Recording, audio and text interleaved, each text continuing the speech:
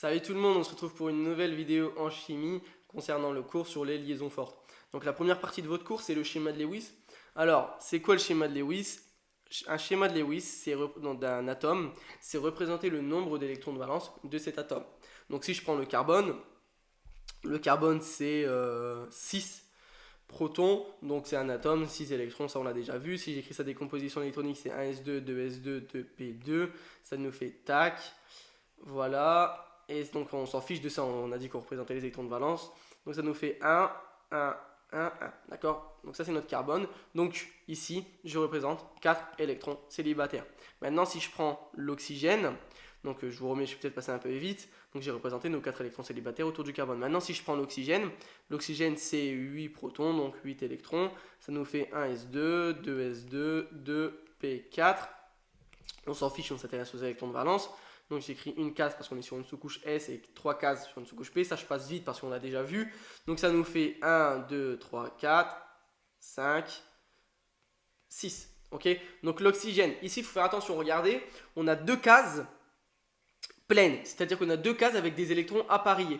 Au contraire, ici on a deux cases avec un seul électron. Donc c'est des électrons qu'on va appeler célibataires. Bon, bah ici regardez, j'ai deux cases avec deux électrons. On va représenter ça par des doublés non liants. Et les électrons célibataires, on représente ça par 2 points. Donc ça, c'est notre schéma de l'oxygène. Maintenant, donc ça, c'était le schéma de Lewis pour des atomes. On va parler du schéma de Lewis d'une molécule. Si je prends H2O, donc le schéma de Lewis, donc on a notre oxygène qui est ici. Et l'hydrogène, c'est facile, c'est un proton, donc un seul électron. Il y a un seul électron de valence. Donc ça nous fait une liaison. Et comme j'ai H2O, alors attendez, je enlève ça tout de suite, désactiver. Ça nous fait ici notre deuxième hydrogène. Donc ça c'est notre schéma de Lewis de la molécule. Alors pourquoi les atomes font des molécules? Tout simplement pour minimiser l'énergie, parce qu'un atome tout seul il aura plus d'énergie que s'il est en molécule. Et les atomes vont vouloir avoir le moins d'énergie possible, parce que moins on a d'énergie, plus on est stable. Si je fais une analogie, prenez un vieux il est fatigué, il n'y a pas beaucoup d'énergie, c'est stable, il reste tranquille. Vous prenez un jeune, il est hyperactif, il est excité, bon bah il n'est pas stable, d'accord? Ça c'est la même chose, c'est pour ça que les éléments font des molécules. S'assemblent pour faire des molécules. Et ils s'assemblent aussi pour respecter la règle de l'octet, c'est-à-dire avoir 8 électrons de valence. Tout seul, ils ne peuvent pas l'avoir, là, l'oxygène, il n'a que 6 électrons de valence. Donc, il va vouloir faire deux liaisons. En fait, quand on fait une liaison, on met en commun des électrons. Ici, alors je prends mes crayons, notre oxygène, notre hydrogène, il met en commun son électron. Et pareil, l'oxygène, il met en commun ses électrons. Il les partage avec l'hydrogène. Donc maintenant, si on compte le nombre d'électrons de l'oxygène, on en a 2 et 2, 4, plus 1, que l'hydrogène met en commun, plus 1, plus 1. Il en a 2 et 2, 4 et 1, 5, 6, 7, 8. 8 électrons de valence, il respecte la règle de l'octet. Et l'hydrogène, alors l'hydrogène c'est particulier, il respecte lui la règle du duet, parce que si vous reprenez votre tableau périodique, l'hydrogène il est là, le gaz noble le plus proche c'est l'hélium, et l'hélium lui c'est 2 protons, 2 électrons, son nombre de masse c'est 4, mais on s'en fiche. Donc ici l'hydrogène c'est 1, il va vouloir faire une liaison pour avoir un deuxième électron. Okay, donc l'hydrogène lui respecte la règle du duet. Ça c'est pour nos schémas de Lewis. Maintenant on va parler de deux exceptions qui sont dans votre cours, c'est pour votre phosphore et votre soufre. Votre phosphore lui on vous a dit qu'il pouvait faire de l'hypervalence. Le phosphore il est dans la colonne de l'azote, c'est 15, c'est 1s2, 2s2, 2p6, 3s2, 3p3. Donc si j'écris, ça nous fait une case et 3 cases, tac, 1, 2, 3, 4, 5. Donc notre phosphore ici, vous voyez qu'il y a 2 électrons qui sont appariés, donc on fait un doublé non liant, et 3 électrons célibataires. Donc voilà, vous voyez qu'il a le même schéma de Lewis que l'azote, c'est normal, ils sont dans la même colonne. Bon, et bien notre phosphore, si j'écris PCl3, le chlore, vous savez, c'est un halogène, donc sa configuration électronique, enfin son schéma de Lewis, vous devriez le savoir, c'est le chlore, c'est 17, donc c'est 1s2, 2s2, 2p6, 3s2, 3p5, tac, tac, donc 1, 2, 3, 4, 5, 6, 7, ok? Ici, il y a 3 cases où les électrons sont appariés, donc le chlore, son schéma de Lewis, c'est ça, et un électron célibataire qui est ici. Donc, si je fais PCl3, ça nous fait notre chlore, et notre chlore. Bon, comptons notre nombre d'électrons de valence pour notre chlore. J'en ai 2, 4, 6, le sien qu'il met en commun et celui du phosphore qu'il met en commun. Donc il en a bien 8. C'est pareil pour tous les chlores, je ne vais pas le refaire 3 fois. Maintenant, on compte le nombre d'électrons du phosphore.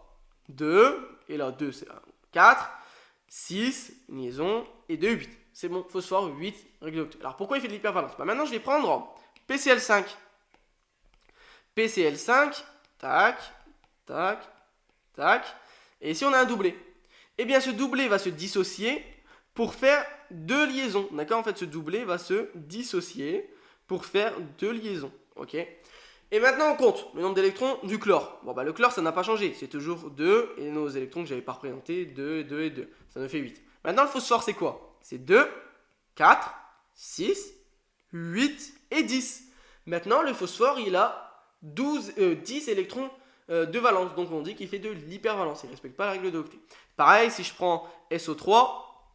Alors le soufre il est dans la même colonne de l'oxygène. Donc c'est ça. D'accord? Ou bien ça comme vous voulez. C'est la même chose. Donc, si je prends SO3, qu'est-ce qui va se passer? Donc, tac, tac, donc un oxygène qui va venir ici.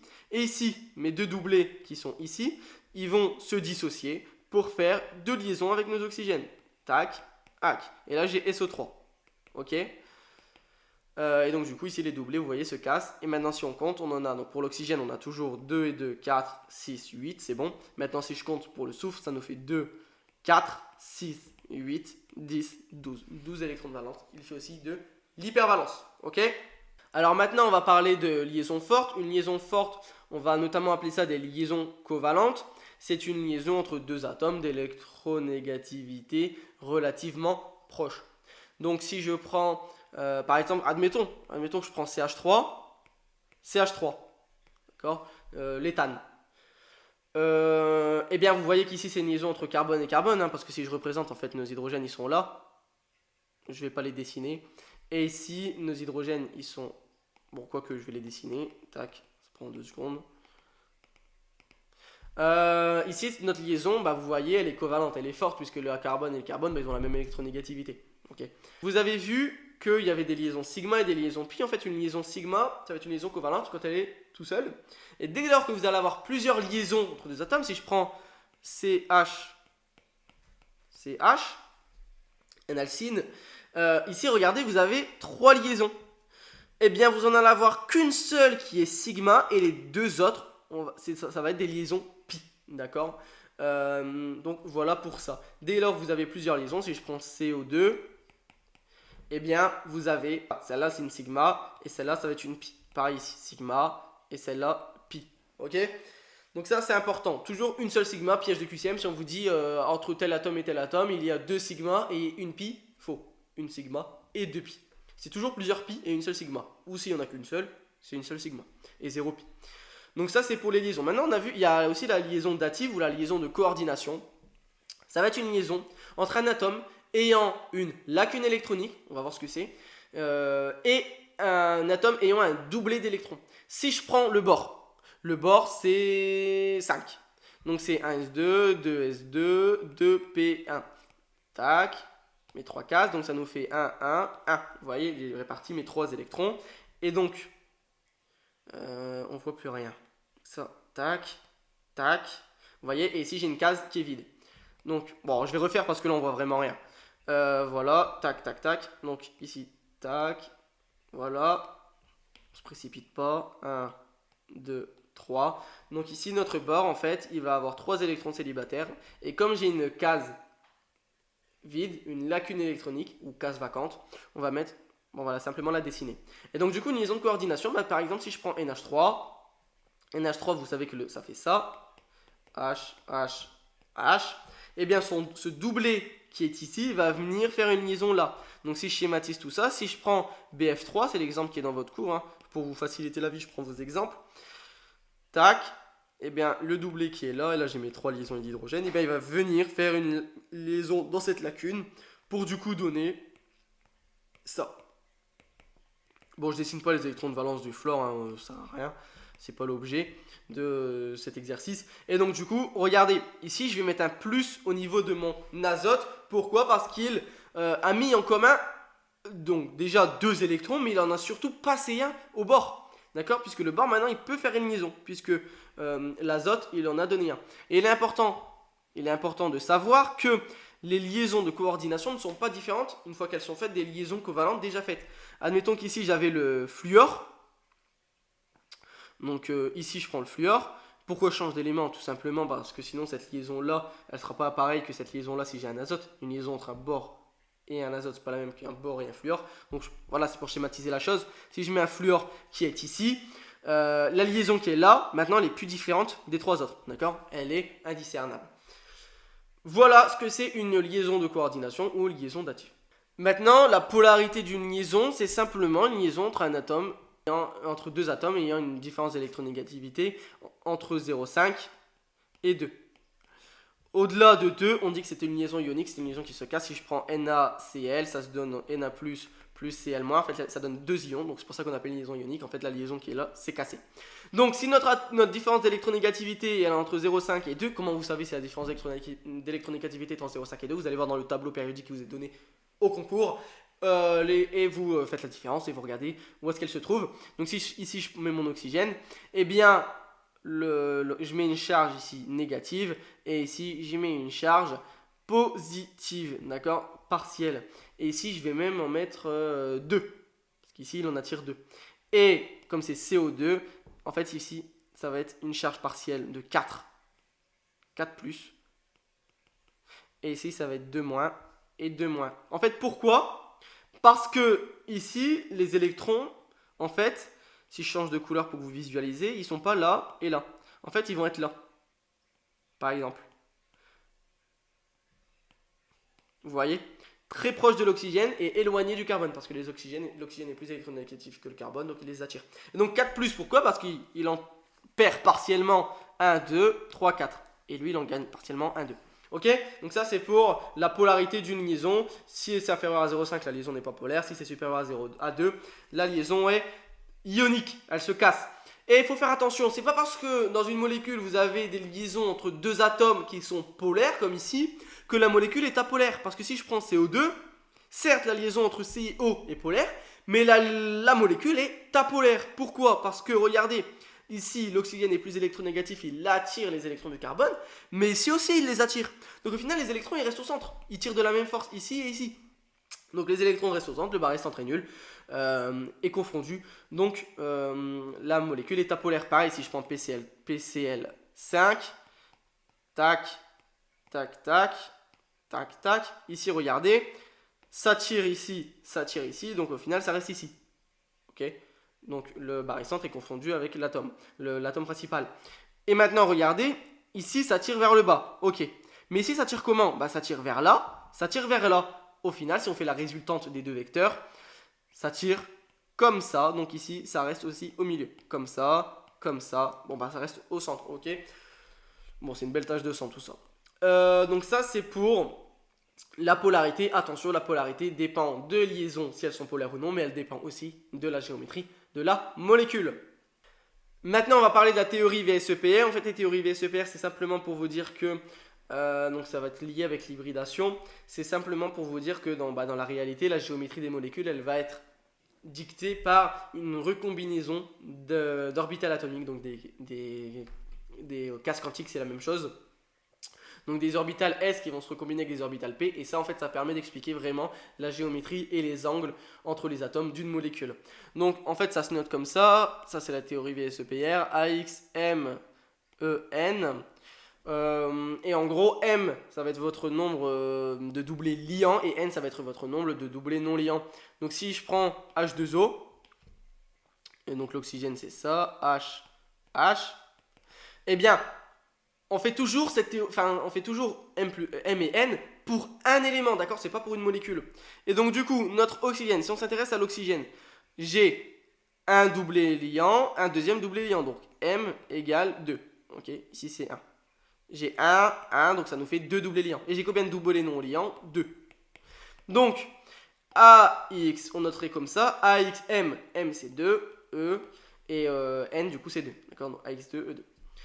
Si je prends, si je fais du coup PCl3, puisqu'on est resté beaucoup sur cet exemple, ça nous fait AX. J'ai combien de... Du coup, A, je vous ai pas dit, mais c'est l'atome principal.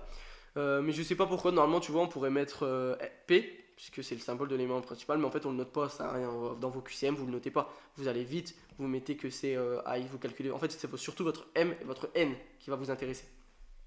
Et donc du coup, notre M, c'est quoi? C'est notre nombre de doublés liants, j'en ai 1, 2, 3. Et notre E, c'est notre nombre de doublés non liants, j'en ai 1. Du coup, ok, ça nous fait 3 et 1. Maintenant, on va parler des hybridations. Donc je vous ai dit, l'hybridation, ça va être la recombinaison d'orbitales atomiques. Et on va parler ça, on va dire que ce sont des hybridations. Et donc, une OA hybride, c'est une recombinaison de différents types d'orbitales. Et ces recombinaisons permettent de réduire les répulsions électroniques et l'énergie de la molécule.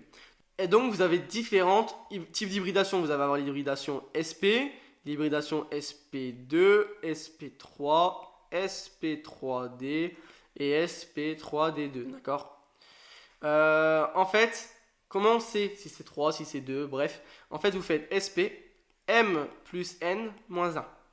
Ok. Vous comptez votre nombre de doublés liants, M, plus le nombre de doublés non liants, moins 1. Ok. Donc, si on prend H2O, tac, tac, voilà, j'ai combien de doublés liants? Donc, ça va être quoi pour notre oxygène? Ça va être M, c'est 1, 2, plus nombre de doublés non liants, 1, 2 aussi, 4, moins 1. Et bien, l'oxygène dans la molécule d'eau est hybridé sp3. Si je prends CH4, CH4, le méthane, ça nous fait tac, voilà, 0 doublé non liant, donc ça nous fait S, j'ai combien de doublés liants? 1, 2, 3, 4. sp4, on n'oublie pas de faire moins 1, ça nous fait sp3, donc le carbone ici est hybridé sp3. Attention, attention, attention, si je prends... donc si je prends, vas-y, je vais prendre SO3, on l'avait fait tout à l'heure. On va compter uniquement, donc je vais m'intéresser aussi au soufre, on va compter uniquement une fois la liaison, d'accord? En fait, ce que je veux dire, c'est qu'ici, SP, M, c'est pas 1, 2, c'est pas 6. Ici, M, c'est 3, d'accord? Ici, M, c'est 3. On compte qu'une fois, on compte que les liaisons sigma dans les doublés liants. Donc ça nous fait SPM plus N moins 1. N, c'est 0, il n'y a pas de doublé non liant pour le soufre ici. Donc c'est SP et M, du coup, c'est 3. 3 moins 1, 2. Donc ici, le soufre est hybridé SP2, ok? Voilà pour ça. J'ai pas fait ça, par exemple. SP6 plus 0 moins 1. Donc SP5. Non, c'est pas vrai. D'accord? On prend qu'une fois les liaisons sigma. On ne compte pas les liaisons pi dans le nombre de doublés liants. Voilà. J'espère que j'ai pu vous aider. N'hésitez pas à mettre dans les commentaires si vous avez des questions. Je serai ravi d'y répondre. Petite chose à ajouter. Dans votre cours, vous avez un gros tableau. Avec, on vous dit si m plus n égale 2, c'est linéaire. M plus n égale 3, c'est triangulaire, plan. Bref. Et avec tous des angles. Bon, ça, vous devez l'apprendre par cœur. Je suis désolé, mais voilà. Il y a des questions qui tombent parfois au concours. Donc, apprenez ce tableau par cœur. Voilà, donc je serais ravi si j'ai pu vous aider. N'hésitez pas à mettre dans les commentaires si vous avez des questions. Sachez que je propose des séances personnalisées à la BU. Donc n'hésitez pas à me contacter si vous avez besoin d'aide en chimie et en biophysique. Voilà, je vous souhaite bon courage.